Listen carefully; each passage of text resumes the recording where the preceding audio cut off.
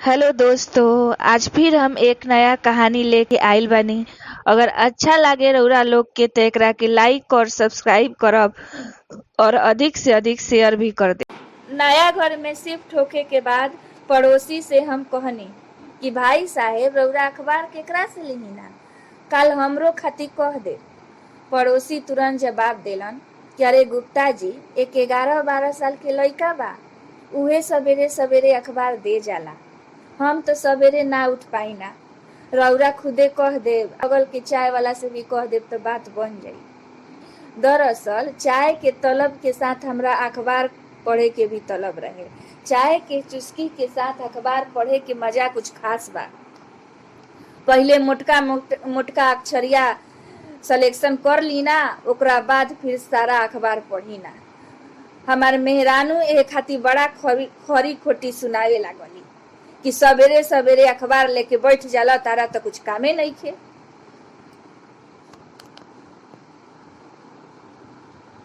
खैर हम चाय वाला से कह देनी कि भाई साहेब, काल से अखबार हमरो ला बोल देब। चाय वाला भी हामी भर देलस कि ठीक बा, कह देब। हम सोचनी कि चलो एक कप चाय पी लेतानी, तो एक कप चाय पी लेनी। अगला दिन सवेरे हमरा जागे के पहिले हमरा बालकनी में अखबार पढ़ रहत रहे। रोज ऑफिस से घर और घर से ऑफिस के दौड़ करते करते 1 महीना निकल गई। एक नौकरी वाला ही दोसर नौकरी वाला के दशा समझ सकता कि कैसे पैसा आवते फुर फुर उड़े लागेला।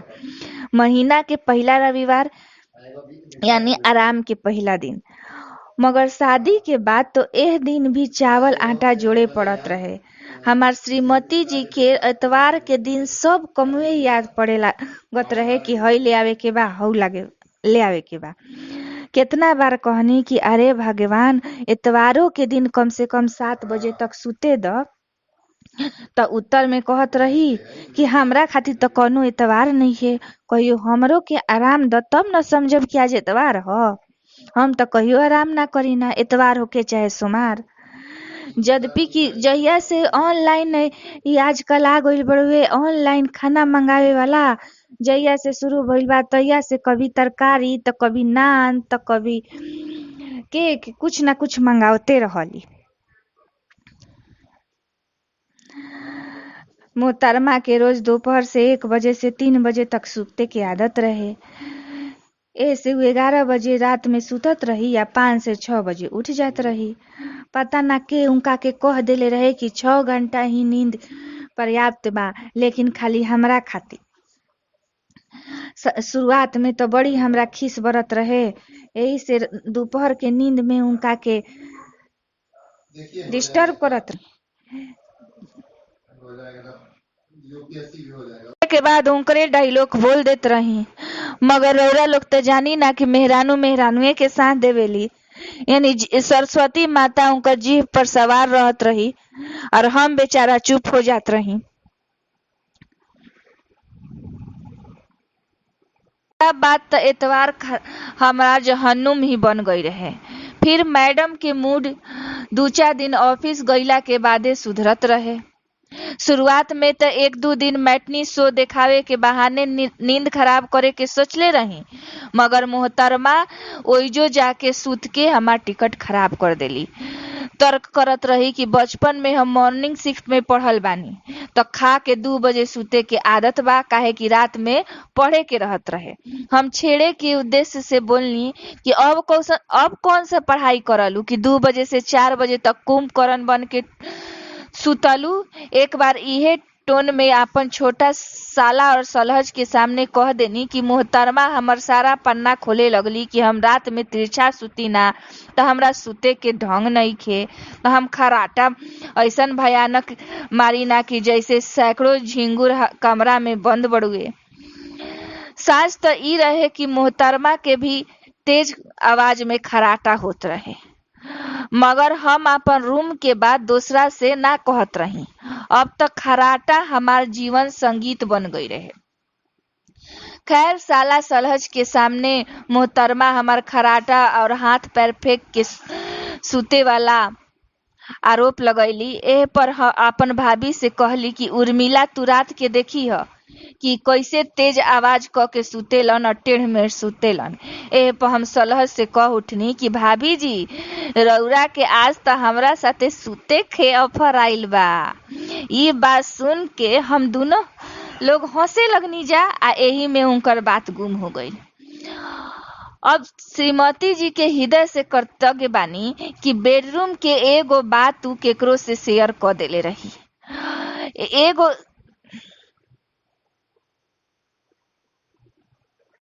लेकिन एगो बात तू केहू से शेयर ना कइले रही कि हमरा वात जनित प्रकोप बा।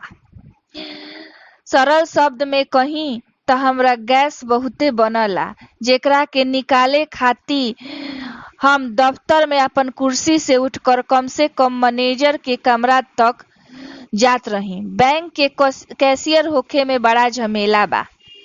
कभी तो दौड़ सफल होत रहे तो कभी कतार में खड़ा लोग के कटु स्वर कुर्सी तक खींच के ले आवत रहे। कतार में जे खड़ा लोग बा ओकरा तो कोई दिक्कत ना होत रहे, उ तो खड़े खड़े निपटा लेत रहन, जेकर पता पहिले अक्सर चल जात रहे। हमरा बैंक के ज्वाइनिंग के कुछ दिन ही भई रहे और ईद के अगला दिन हमरा सामने लंबा कतार रहे। अभी 2-4 लोगों के काम निपटैले ही रही कि तेज आवाज भइल। हमू अपन मुड़ी उठा के देखनी त पाप के इतना बड़ा सजा मिलल कि तेज दुर्गंध हमार नाक के फाड़ देलस। सवेरे के कचौड़ी जलेबी मुंह में आ गई। 2 दिन तक खाती त जैसे लागल कि हमार प्राण शक्ति ही लोप हो गईल बा। वायु त्याग के बाद तो मौलवी साहब के चेहरा के आनंद के एहसास हमरा कुछ वर्ष के नौकरी के पश्चात भइल, मगर हमरा द्वारा विमुक्त भइल वायु के डिफिनीशन के अनुरूप रंग स्वाद गंध विहीन होला। अपवाद तो केहू के पीछा ना छोड़लस, ऐसे कोई अछूता नहीं खे।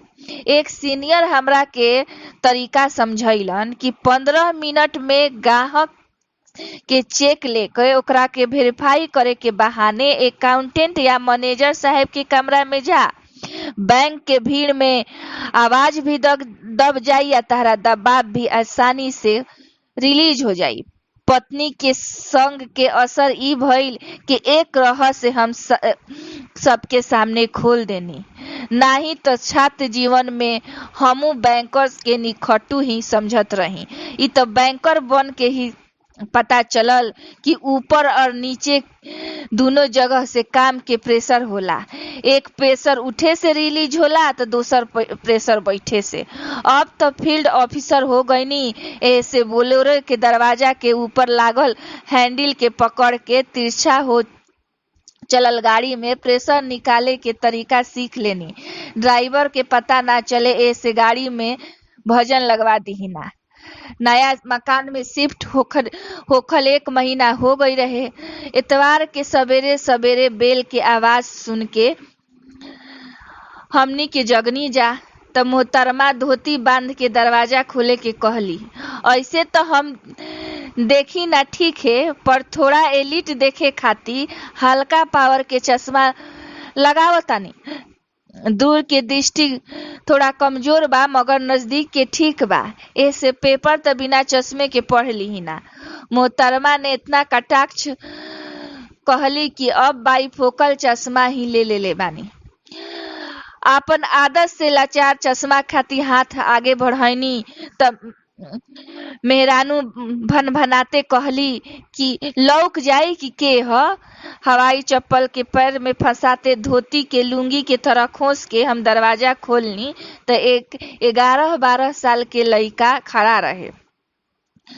प्रश्नवाचक निगाह से हमरा के देखत रहे तो हम प्रश्नवाचक निगाह से देखते हुए कहलस कि सर हमी अखबार दी ना, आज पैसा लेवे आइल बनी, 120 रुपया भइल। कहते हमरा के एगो पर्ची पकड़ा देलस। 21 दिन वाला महीना में भी 120 रुपया लागी और 28 दिन वाला में भी 120 रुपया लागी। ये हम पूछनी तो कहलस कि रउरा आपन हिसाब जोड़ ली तो रउरे फायदा बा। 7 महीना 31 के होला, 2 दिन सिर्फ फरवरी के। आगे राउर मर्जी। हम 120 रुपया दे देनी। ओकरा उ पूछलस कि रउरा दूध वाला लगा देनी। तो हम कहनी कि अरे शुद्ध दूध कहाँ मिलेला हो, हम तो डेरिये से ले आई ना। ए पऊ कहलस कि शुद्ध दूध लेवे के बाद तो हम देब, रउरा सवेरे एगो बर्तन हमरा के दे देब। अगर दूध सही लागी त रउरा लेब ना त मना कर दे। 55 रुपया में 1 लीटर शुद्ध दूध रउरा के मिली। मेहरानू तो कहिए से कहत रही कि दूध वाला के ठीक क दही, हमी मस्टियले रही। अब रोज सवेरे सवेरे वो पेपर और दूध दोनों एके साथे दे देत रहे। अब जब दूधो आवे लागल तो हम 10 मिनट और ज्यादा सो लेत रही। शहर में बैंक के 3 ब्रांच रहे, कभी एने कभी ओने भागे पड़त रहे। अब 8 साल हो गई। राजू भी अब किशोर हो गई रहे।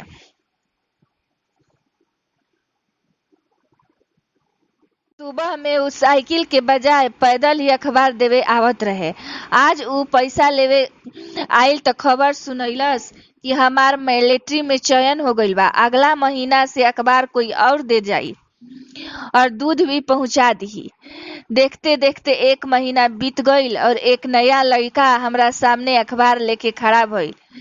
हम पूछनी कि इतना कम उम्र में इ काम करे के तारा का वजह बा। तो कहलस कि अंकल जी, जिम में जाई, पैसा दे के एक्सरसाइज करब, ऐसे तो बढ़िया बाकी अखबार बेची तो एक्सरसाइज भी हो जाई आ कुछ पैसा भी मिल जाई।